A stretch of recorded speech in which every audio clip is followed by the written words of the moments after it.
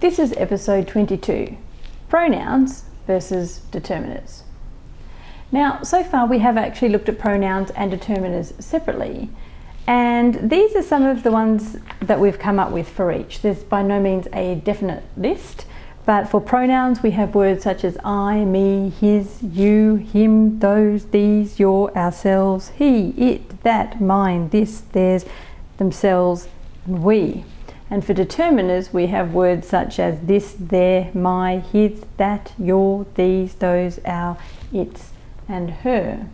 Now, you've probably noticed when I read some of those out that there is some crossover between pronouns and determiners, and our challenge, therefore, is to be able to know which is which. Now, our main difference between determiners and pronouns is their syntactic behavior. A pronoun replaces the noun or noun phrase in the sentence. I'm going to write that.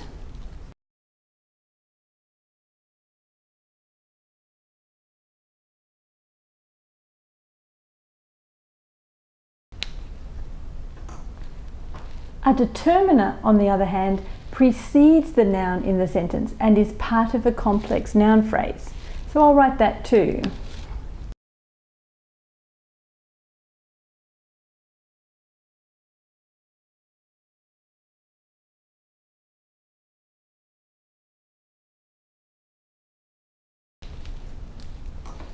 Well, now that I've written that down, I'm going to read it out again once more because it's very, very important, the distinction. A pronoun replaces the noun or noun phrase in the sentence. A determiner precedes the noun in a sentence and is part of a complex noun phrase. So I think it's important to understand this, that we see it in action. And we'll start with this, that, these, and those. These four words can be either a pronoun or a determiner. So let's look at this first sentence pair.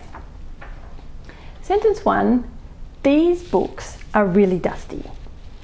Sentence 2, these are really dusty. In sentence 1, these is preceding books.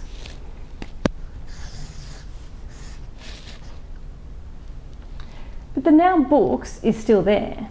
Therefore, these in sentence 1 is a determiner, and books is the noun. The listener knows which books the speaker is referring to because of the context of the conversation.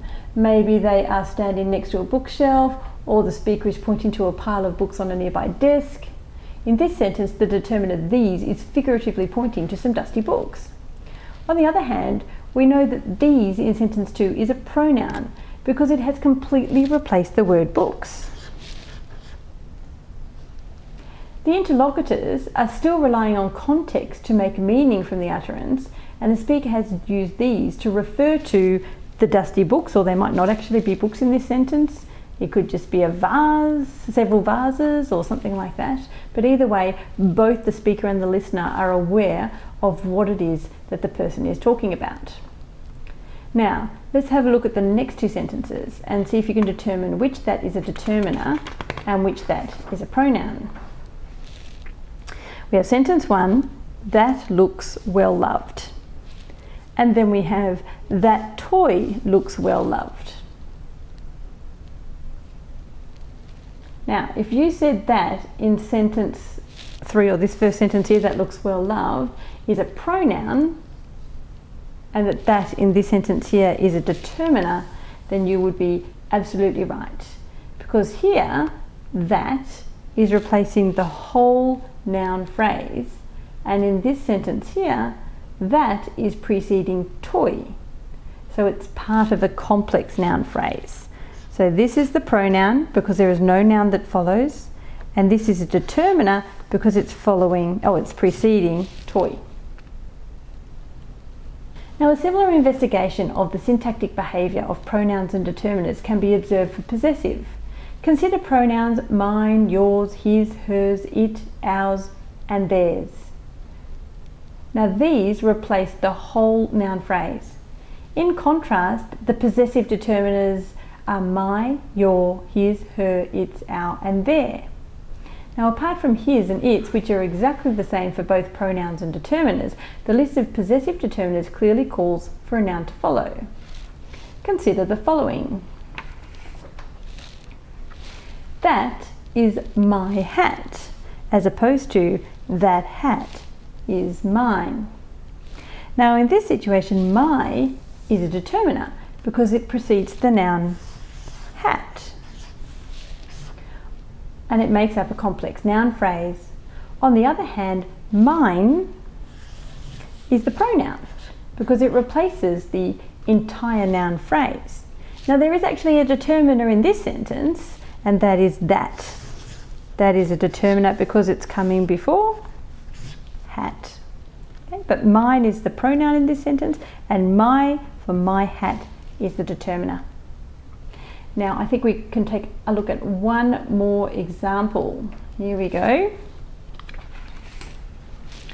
She had borrowed his pen and never given it back. Now can you find the pronouns and determiners in this sentence?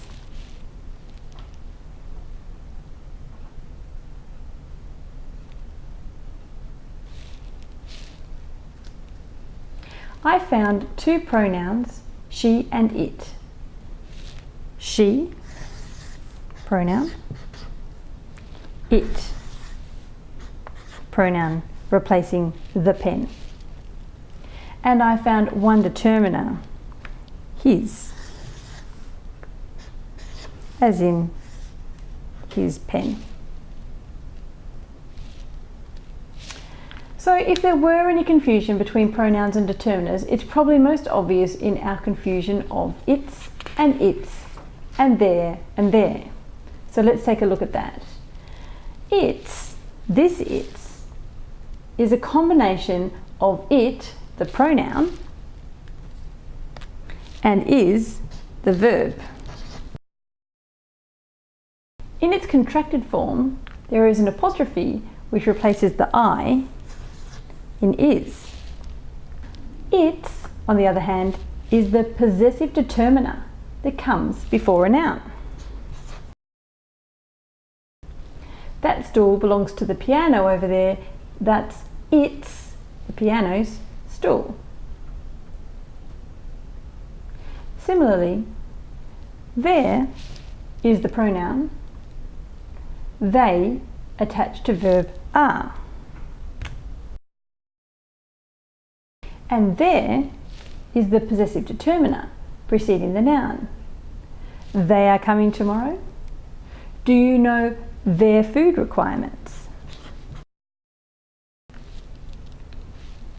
Anyway, I'm sure you're all very familiar with those distinctions already, but it's a very relevant part of looking at pronouns and determiners and the difference between them. Regardless, there's the distinction between determiners and pronouns for you. Ultimately, to determine any word class, it comes down to looking at the semantic and morphological features and syntactic behavior, and then making a call based on best fit. Next, we'll be moving on to prepositions and prepositional phrases. So until then, thanks for watching The Language Code.